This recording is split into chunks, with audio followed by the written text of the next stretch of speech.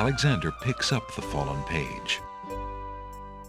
It's the love poem he particularly liked. It must have fallen out of the poetry book. I see that old volume has lost another page. You may keep it if you like, sir.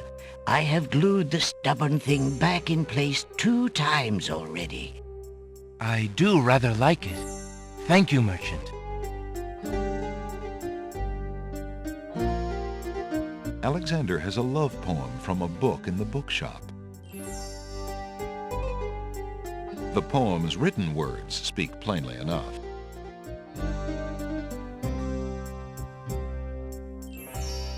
A well-padded leather chair, a small table, and a fuzzy rug have been arranged into a cheery reading area near the fire.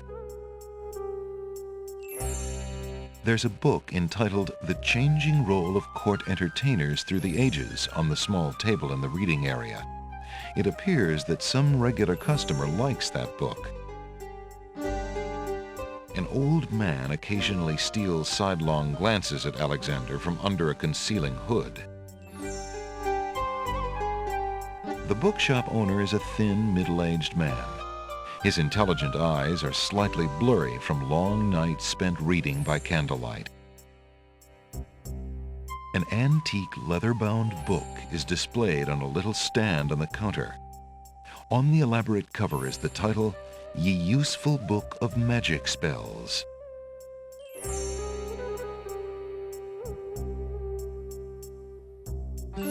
Alexander rests his feet for a moment. Alexander picks up and leafs idly through a book called The Changing Role of Court Entertainers Through the Ages. Well, that was refreshing. For some inexplicable reason, Alexander feels compelled to avoid this hooded old man. The shopkeeper doesn't look like he would enjoy a good arm wrestle or any other sort of physical exertion. He's rather bookish. How much for that book on the counter, merchant? It is a fine book, is it not? I obtained it from the estate of the one and only magician this kingdom has ever had. Poofed himself into an aardvark in the end, or so I heard. I never found the spells all that useful myself, but then I lead a boring life. I tell you what, if you can find another rare book, something a bit more marketable, I might be willing to exchange the spell book for it. Snap, crackle, pop. Good day, sir. The mysterious old man just ignores Alexander. Good day, sir. I'm a stranger in this land. What can you tell me about the land of the Green Isles? That is quite a question, young man. Who are you, and what would you have me tell you? My name is Alexander.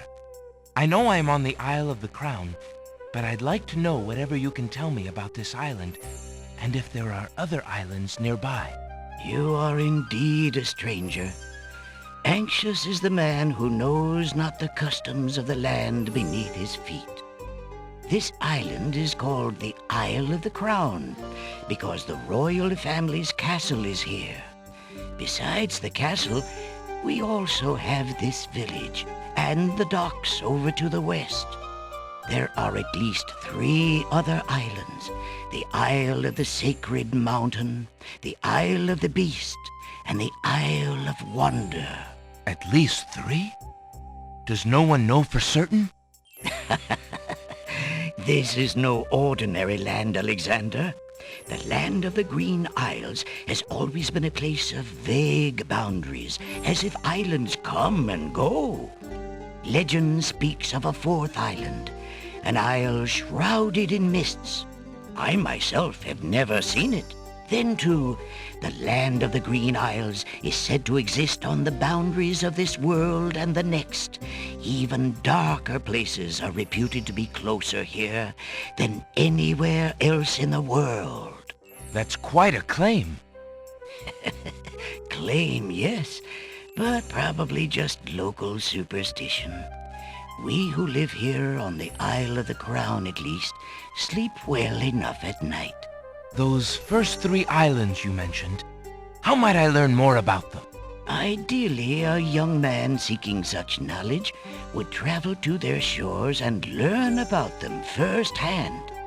Meeting the leaders of each place would be helpful, naturally. Unfortunately, the ferry no longer runs between the islands.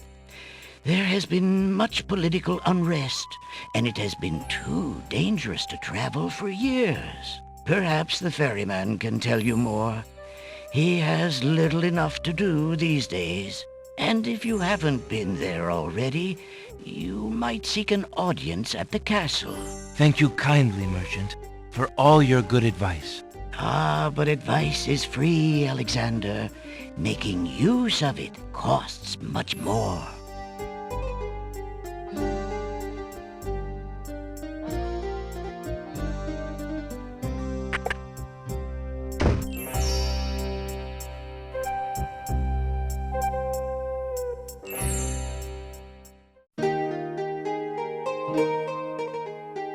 Alexander is standing on a dirt street leading through the village. To his right is a fine house with a private yard. The yard is surrounded by a gated fence and is full of red rose hedges. The street continues off to the northwest, from which direction Alexander can feel a light sea breeze. The house is made of stucco in an architectural style native to the island. It is apparently quite old, since climbing vines embrace its exterior. There's a young girl in the yard. The girl is dressed in a long, plain orange robe with a thick headdress.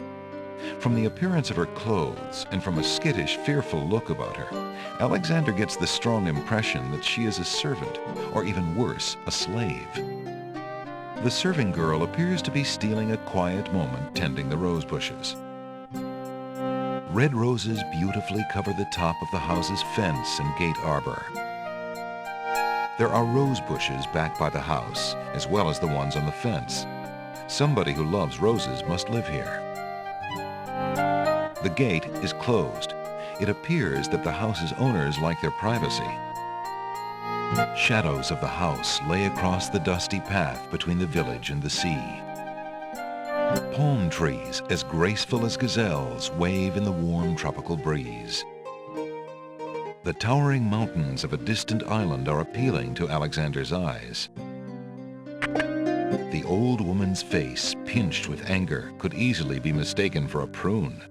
Her elaborate garments seem to be an attempt to hide her nasty disposition. You lazy thing! Get back to work and stay away from those roses!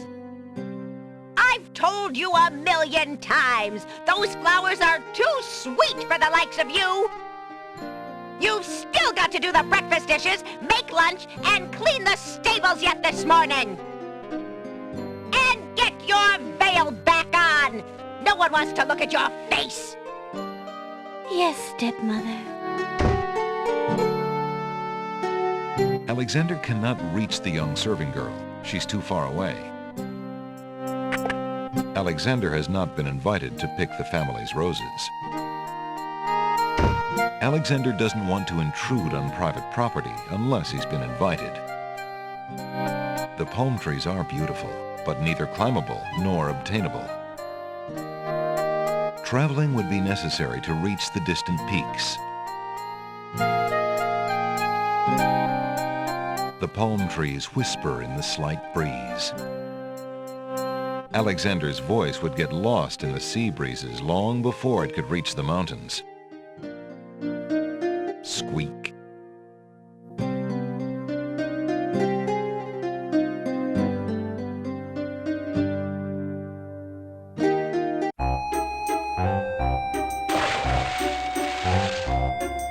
Hey, stranger, come join me. The water is wonderful, and I can show you the way to the next island.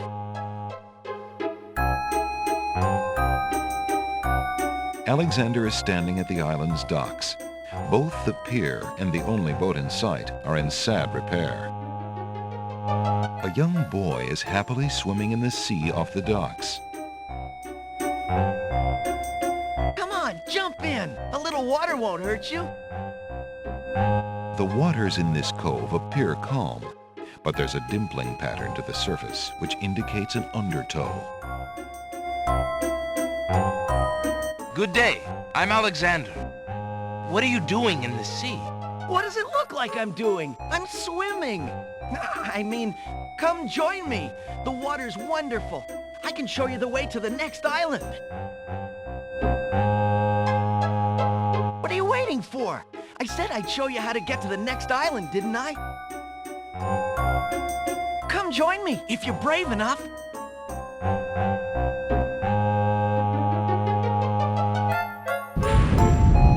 That's strange. The young boy in the water just disappeared.